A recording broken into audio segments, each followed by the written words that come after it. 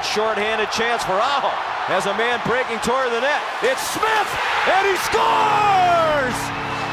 Brendan Smith with the game-winning goal in overtime.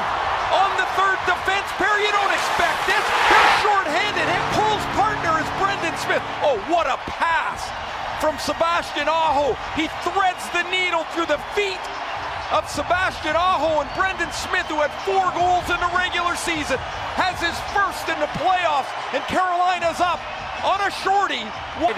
Forced back by Fost. 5 seconds to go. Long pass, picked off, and an empty net goal by Aho. Carolina leads 2-0. Final score, the Hurricanes 2, the Rangers 0. For Ray Ferraro, Emily Kaplan, and our great crew, Sean McDonough saying so long from Raleigh. Let's send you to